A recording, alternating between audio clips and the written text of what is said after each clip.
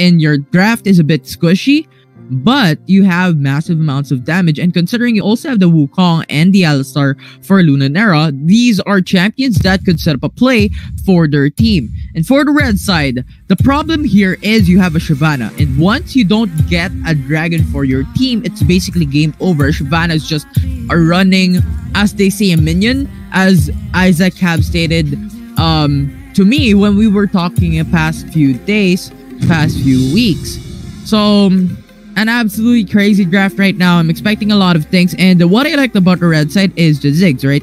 You have the potential to go for those turrets very, very early on, and when you have an Olaf as well and a Jinx, these are scaling champions. Once you give the early game to the red side, they're basically just gonna run it down in mid-game, late game. That's true. And at the same time, I think when it comes to more of strength, or well, defensive strength, we also have a Braum on the other side of the team. And actually, I think a Braum can come in quite handy given we have Kai'Sa's long range attacks. So for this one, I think it's really a toss up between these two sides. So I'm not really sure who has the bigger advantage. But how about you, Infinity? Do you have any, I guess, who do you think, which team has the bigger advantage given all of their picks right now? I am thinking I'm going in for the side of Luna Nera because you have the Alistar and the Wukong.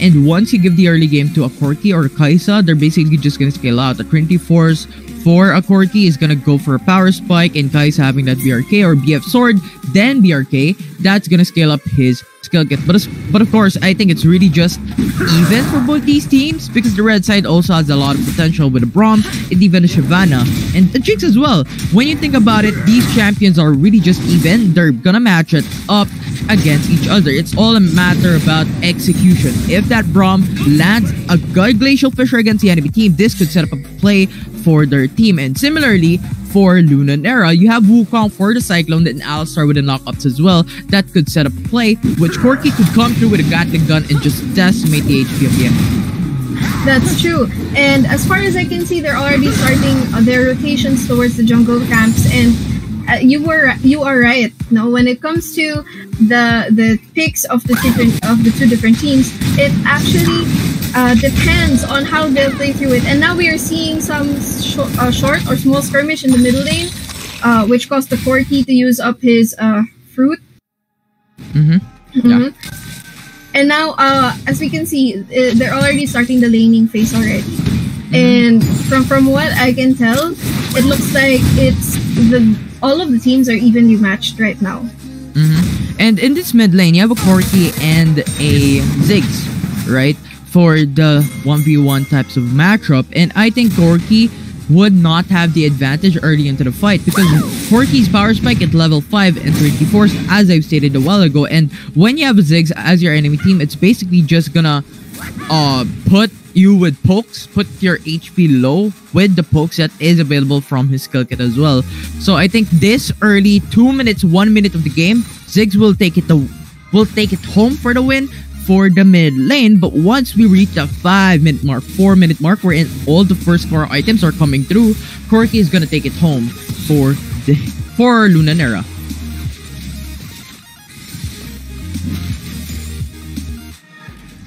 Okay, sorry, I was doing technical stuff, but anyway, yeah, I do agree with your points as well. And now that we are seeing all of the different rotations of the different teams, so we might be able to see a gank in mid lane. And here comes the Alistar, but no, not exactly. The Ziggs was able to go back and pull himself back from the tower, so he was actually safe in that one. If the Alistar was able to come in and gank him, that would have been a first death in the side of red side. Yeah. So right now, I think 4-minute timer is nearing up. We're expecting some resets to come through for the items to actually come up for these two teams. So it might be a potential team clash sooner or later.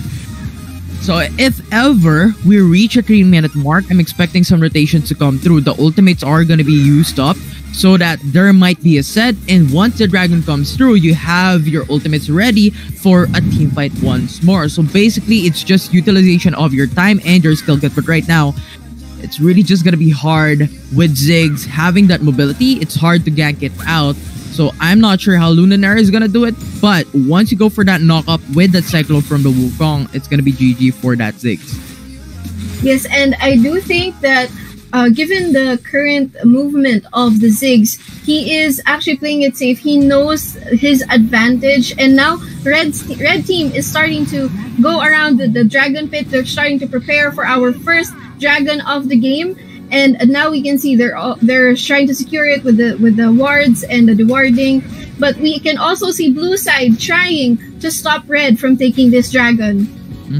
Although the red side right now has the dominance into the dragon's pit, it's Nera trying to go for the contest here. Kaisa with a poke, actually seeing through. The dragon is going to be reset, and red side is going to fall back for a bit for now. So blue team has the advantage when it comes to the wave control, because the Akali is into the mid lane going in for some push, and the red side is stuck into the bottom side jungle. But right now it's going to be Jinx going to poke out the enemy team. Corki forced to back away for now, as Alistar is very low on health. The red team has the advantage when it comes to the HP percentage in this fight, but they're gonna come through. Shyvana with the ultimate trying to set up a play. It's gonna be the Wukong way the Cyclone. Ziggs ultimate connects to everyone. It's massive damage, and that is going to be the 1-for-1 trade-off. But fight is not over. Ziggs is forced to back away for now, trying to go under the turret, but the Kaisa just pushed himself towards the Ziggs, and that is another kill to the side of Nera. Ooh, and now it looks like we have blue side being able to secure the dragon, so that now I think they're going to attempt to take it, but I guess it's also going to be a bit difficult since they only have a few members of their team left. But that clash, no? During that clash, it was really just on the downside of red team. They weren't able to come back from the attacks brought about by the blue side. So blue was able to fully defend that dragon, and now no one was able to take the dragon. It had to reset, and everyone is also doing a form of their own resets, respawning, healing, and trying to take the dragon again for the second time. Though the second time, it's going to be the advantage going to the side of Nera, taking one more kill to their side. There's going to be more item advantage coming in for the blue team. Red side is now going in for some TPs. The dragon is going to be required by that Shyvana to scale out, but the Cloud Dragon is going to the side of Nera. Now NRX trying to contest this fight. It's a Braum trying to go to the front lines. Olaf with the Ragnarok trying to fall in, trying to dash into the fight. It's going to be the Wukong slaying that Braum down. It's now going to be the advantage for Nera once more. It's a Shroud going in from that Akali, and that Olaf going in too deep. He falls down. It's another kill for the side of Nera. And that was actually amazing. So Nera was able to get that dragon, but sadly they lost a few members along the way as well. Infinity, do you think that it was a good trade, or do you think that it could have waited for a bit so that they end up not losing teammates, and now they're also gonna go for our Rift Herald? I mean, it's gonna be required for the red team to contest those objectives, because the first objective was already to the side of Nera. Hold on, but we're gonna have another fight. Shyvana actually falls down. It's gonna be another advantage for the side of the blue team. They've gotten the jungler falling down to the ground. Corki falls back for now as the Rift Herald goes to the side of NRX. They're forced to back away, but the Braum actually dies from that burn, from the ignite. That is going to be the 2 kills going to the side of Nera, and Akali is actually split pushing into the dragon lane. And going back to that first fight wherein the red team was contesting that dragon, I think that was your question, right? If it was worth it. And I think in a sense that it is required, because you have a Shyvana from your team, and those dragons are absolutely important. If you don't get it, you're probably just gonna scale down. You don't have any power mid-game linking fights. So Shyvana really needs to go for that one. Although Olaf went in too deep. They overextended, and that is something that they should avoid against Nera, because they have certain fights, they have certain draft that could really just outpower the red team, NRX, and especially having the early clashes, having the early game to the side of Nera already. They have the items already for them as well. So Corki, Kaisa's damage is just absolutely off the roof right now in this time mark. So yeah, NRX just needs to respect Nera. And at the same time, I think NRX tried to get that Herald so that they at least were able to control at least one of these two objectives. So now that they have the Rift Herald, it's just a matter of where they're planning to release it, especially since they already lost their bottom lane, their first bottom lane tower. Yeah. So and now... Go. Yes. Go. No, it's okay.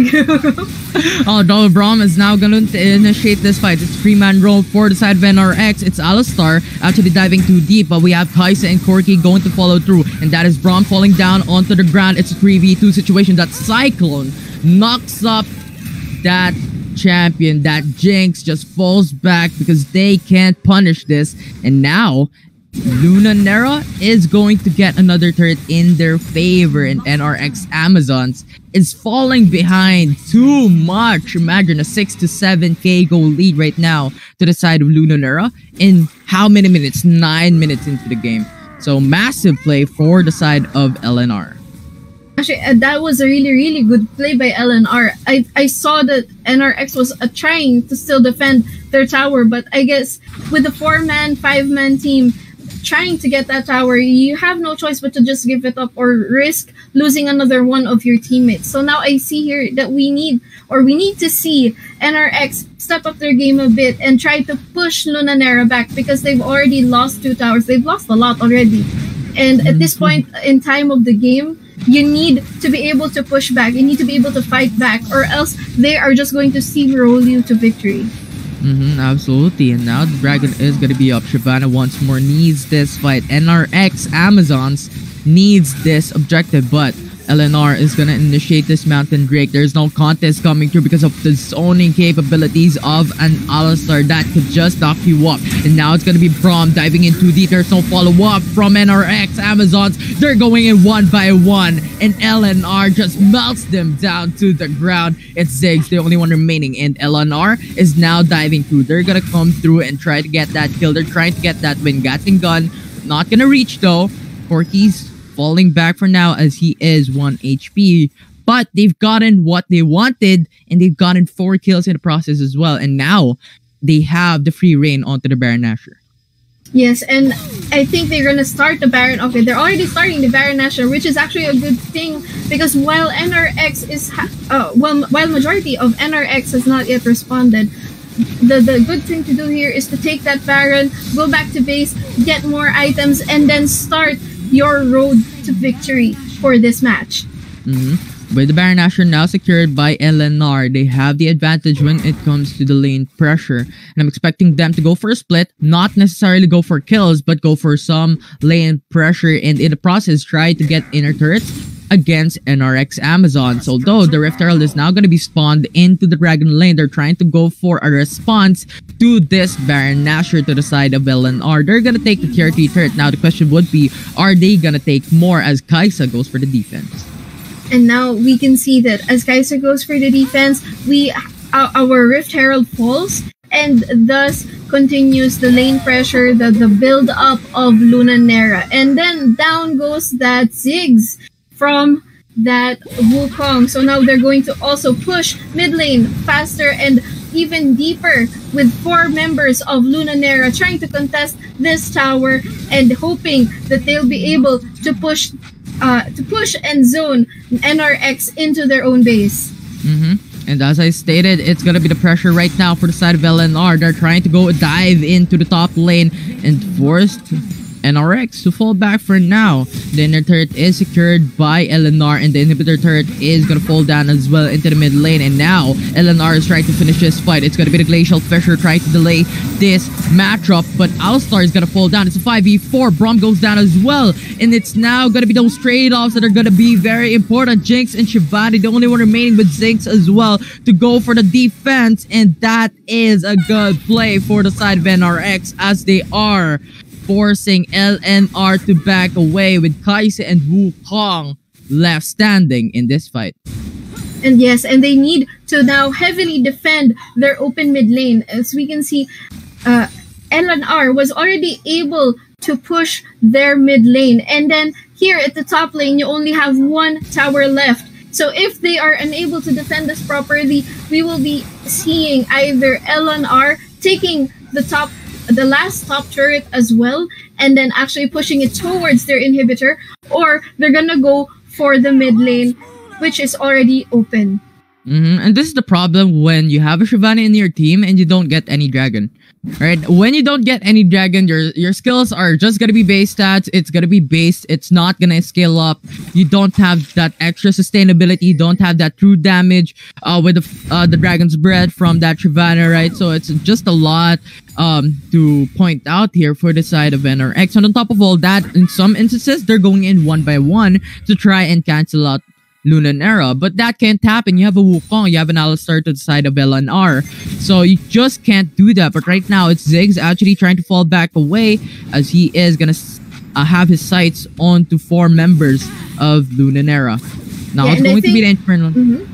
Yeah, and I think Luna Nera is now gonna try to take this 3rd dragon of the game. They're already zoning NRX out and away from this dragon. As you can see, you have your Corki, you have your Akali, and you have your Alistar zoning them out while they're actually not noticing it, as the dragon is being taken by Luna Nera and NRX, the bot side turret is actually starting to go down as well. One of the most important dragon for Shyvana going to the side of LNR. They have secured the Infernal Drake. It's a wipeout for them as well. Now they're just diving into the Nexus free-handedly. They're gonna finish this game, and that is game number 1 going to the side of Luna Nera. What do you think could have gone differently if NRX was able to defend against Luna Nera for this match?